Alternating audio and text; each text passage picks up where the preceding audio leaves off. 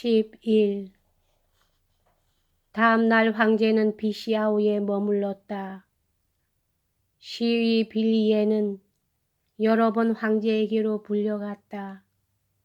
본영과 인근 부대 안에서는 황제가 몸이 편찮으시다는 소문이 퍼졌다. 측근자들의 말에 의하면 그는 이날 밤 잠도 제대로 자지 못했고 아무것도 입에 대지 못했다고 한다. 이 병화는 황제의 다감한 마음이 부상자를 목격한 데서 받은 강렬한 인상이 원인이었다. 17일 해뜰 무렵 한 프랑스 장교가 전초로부터 보내져 왔다. 그는 군사기를 쳐들고 황제에게 회견을 요청하려 온 것이었다. 이 장교는 사바리 후작이었다. 때마침 황제는 막 잠이 든 잠이어서 사바리는 기다리지 않으면 안 되었다. 정오가 돼서야 그는 황제를 아련할 수 있게 되었다. 그리고 1시간 뒤 돌고르코프 공작과 함께 프랑스 군의 전초로 갔다. 들리는 말에 의하면 사바리가 파견된 목적은 알렉산드로 황제에게 나폴레옹과의 회견을 제의하기 위해서였다. 이 개인적 회견은 거절되고 이 때문에 러시아 전군은 굉장한 기쁨과 자랑을 느꼈다. 황제의 대리로서 비시아우 전투의 승리자인 돌고르코프 공작이 나폴레옹과 담판을 짓기 위해서 사바리와 함께 파견되어 갔지만 그것도 이쪽 기대에 어긋나는 이 교섭이 평화를 진심으로 희망하는 것을 목적으로 할 때에 하는 것이라는 조건부에서였다. 저녁 때 돌고르코프는 돌아오자마자 곧장 황제에게로 가서 오랫동안 둘만이 마주 앉아 대담했다. 11월 18일부터 19일에 걸쳐서 군은 또다시 2차례의 진군을 했다. 그리고 몇 차례의 짧은 교전 끝에 적의 전초는 퇴각하기 시작했다. 19일 정오부터 군의 최고 간부들 사이에는 흥분에 휩싸인 다급하고 격렬한 움직임이 시작되었다. 그것은 그 기억에 남을 아우스테르리츠 전투가 있었던 20일 아침까지 계속되었다.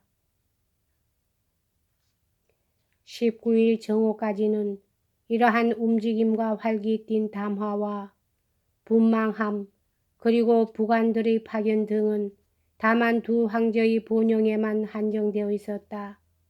그러나 그날 오후에 이르러 동요는 꾸뚜조프의 총사령관에도 중대사령관의 참모부에도 전파되었다.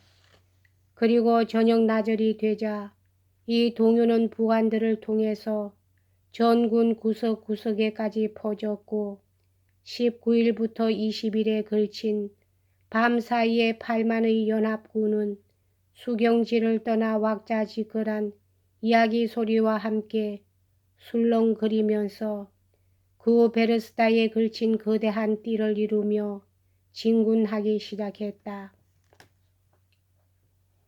이른 아침에 두 황제의 대본영에서 시작되어 그 이후의 모든 움직임에 자극을 준 집중적인 운동은 탑 위에 우뚝 솟은 대형 시계의 중심 수레바퀴의 시동과 흡사했다. 첫 번째의 수레바퀴가 조용히 움직이기 시작하자 잇따라 둘째, 셋째의 수레바퀴가 회전하고 마침내 모든 수레바퀴, 활차, 톱니바퀴가 차차 빨리 돌기 시작했다. 그것과 함께 장치되어 있는 악기가 울리기 시작하고 인형이 튀어나오고 하여 운동의 결과를 나타내는 두 개의 바늘이 정확하게 움직여 나아가는 것이다. 군의 조직도 시계의 구조와 마찬가지로 일단 주어진 운동은 최후의 결과에 이르기까지 절대로 억제할 수 없으며 또 아직 운동이 전달되지 않은 기계의 여러 부분은 작용의 1분 전까지는 아무것도 모르는 듯이 정지해 있는 것이다.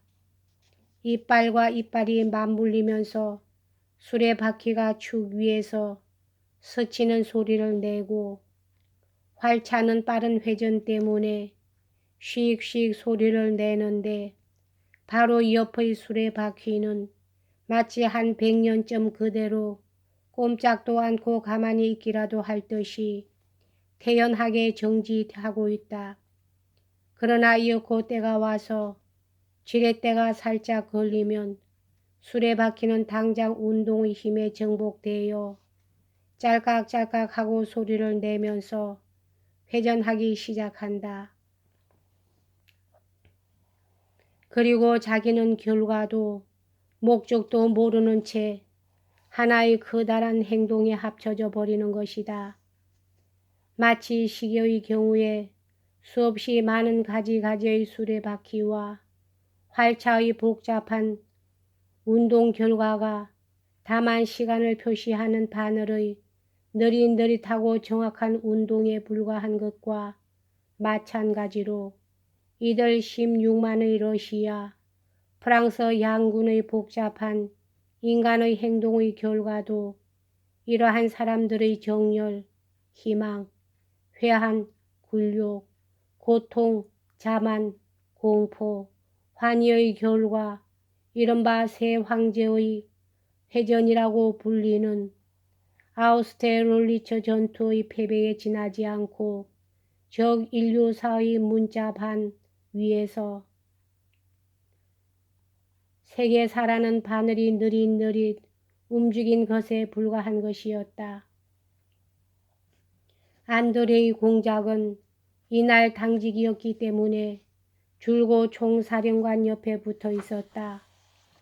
오후 5시가 지나서 꾸투조프는 두 황제의 총사령부로 가서 잠시 황제 곁에서 시간을 보낸 다음 2등 국내관 똘스토이 백작한테로 갔다. 볼콘스키는 이 틈을 이용하여 사태의 상세한 것을 알기 위하여 돌고르코프한테 들렀다. 안드레이 공작은 꾸투조프가 왜 그런지 기분이 상해서 불만을 느끼고 있다는 것, 또 총사령부에서도 그에게 불만을 품고 있다는 것, 황제의 대본영에 있는 모든 사람들이 무엇인가 남이 모르는 것을 알고 있다는 듯한 태도로 꾸투조프를 대하고 있음을 느꼈다. 그래서 그는 돌고르코프와 이야기해 보고 싶었던 것이다. 아, 잘 있었소. 빌리빈과 차 탁자에 앉아있던 돌고르코프가 말했다. 내일의 축하를 하고 있는 참입니다. 당신의 노인은 기분이 어떠십니까? 뭐 별로 기분이 좋다고까지는 할 수 없지만 어쩐지 자신의 의견을 들어주었으면 하는 눈치인 것 같습니다. 그분의 의견이라면 군사회의에서도 들었고 또 이치에 맞는 말이기만 하다면 이제라도 기꺼이 듣겠습니다. 그러나 지금처럼 보나파르트가 무엇보다도 가장 결전을 두려워하고 있을 때에 한가롭게 무엇인가를 기다린다는 것은 불가능한 일입니다. 아 참, 당신은 그자를 만나보셨다고 했지요. 안드레이 공작은 말했다. 그래 어떻습니까? 보나파르트에게서 어떤 인상을 받으셨어요? 글쎄 내가 그를 보고 확신한 것은 그가 이 세상에서 무엇보다도 가장 결전을 두려워하고 있다는 것입니다. 하고 돌고르코프는 나폴레옹과의 회견에서 얻은 이 총체적인 결론을 굉장히 존중하고 있는 듯 다시 한번 되풀이했다. 만약 그가 결전을 두려워하지 않는다면 무슨 필요가 있어서 이런 회견을 요구하고 교섭을 할 필요가 있었을까요? 게다가 무엇보다도 평상시의 작전에 반해서 퇴각을 시작한다는 것이 우습지 않습니까? 정말입니다. 그는 결전을 두려워하고 있어요. 참으로 두려워하고 있습니다. 마침내 최후의 때가 온 것입니다. 나는 단언합니다. 그런데 나폴레옹은 어땠습니까? 네, 좀 얘기해 주십시오. 하고 안드레이 공작은 재차 물었다. 그는 제피 프로코트를 입고 줄곧 나에게서 폐하라는 말을 듣기를 몹시 바라고 있었으나 아무런 존칭도 불러주지 않으니까 몹시 실망하고 있었습니다. 말하자면 그런 사나이지요. 그것뿐입니다. 미소를 띠고 빌리빈을 돌아보면서 돌고루 꼬푸는 대답했다. 그야 물론 꾸뚜조프 노인에 대해서는 만강의 존경을 품고 있습니다만 하고 그는 말을 이었다. 그러나 지금처럼 나폴레옹이 확실히 아군 수중에 있는 때에 무엇인가를 기다리면서 유유히 나를 보내다가 그 사이에 적을 도망가게 하거나 아군을 기만하는 틈을 주기라도 한다면 그래도 좋다고만은 할 수 없을 겁니다. 그래서는 안 됩니다. 수보로프 장군과 그 교훈을 잊어서는 안 됩니다. 말하자면 공격을 받는 위치에 서지 말고 스스로 공격하는 위치에 서라는 것이지요. 그렇고 말고요. 젊은 사람들의 정력이 노련한 신중파의 경험을 전부 합친 것보다는 올바르게 길을 가르쳐 주는 일이 흔히 있으니까요. 그러나 우리들은 어떠한 진형으로 그를 공격하는 것입니까? 오늘 나는 전초에 가서 보았습니다만 그의 주력은 과연 어디쯤에 있는지 판단할 수가 없었습니다. 하고 안드레이 공작은 말했다. 그는 자기가 작성한 공격 계획을 돌고르코프에게 이야기하고 싶었던 것이다. 아, 그런 건 정말 아무래도 상관없습니다. 돌고르코프는 일어나서 탁자 위에 지도를 펴면서 빠른 말로 말했다. 온갖 경우를 다 예상하고 있으니까요. 만약 적이 버륜너에 있다면 그리고 돌고르코프 공작은 바이로테러 측면 이동 계획을 빠른 말로 불명확하게 설명했다.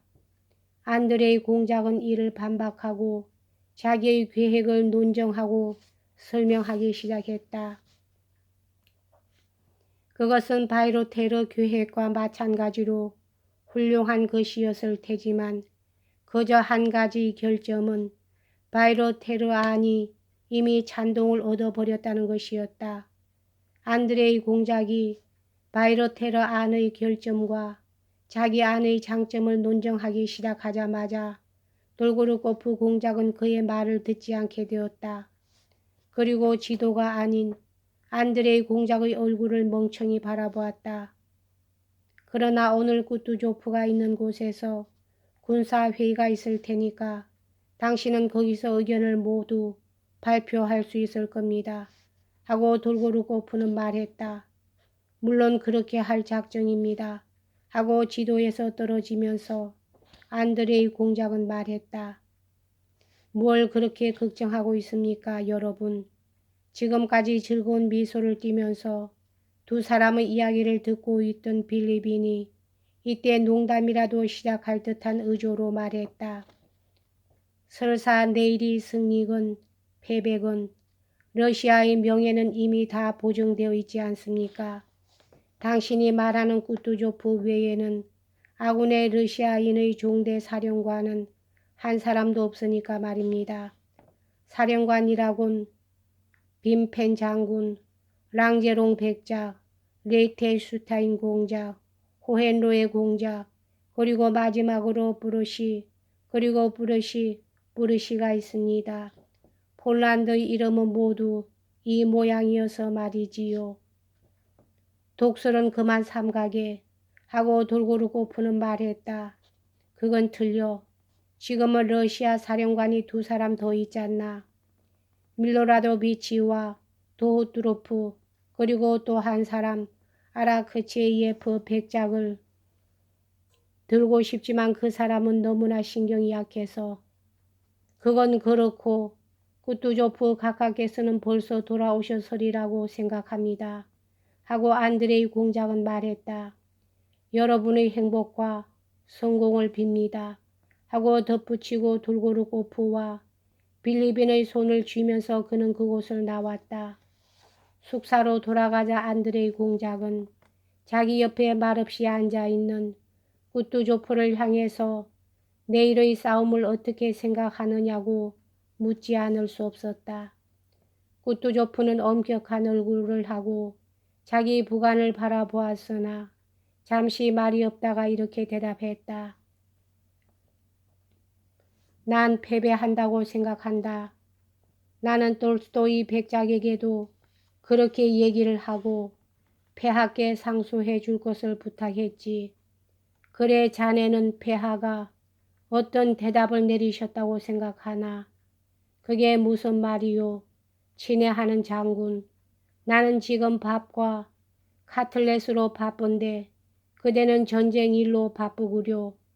아, 이게 바로 나에 대한 회답이란 말이야. 여기까지 하겠습니다.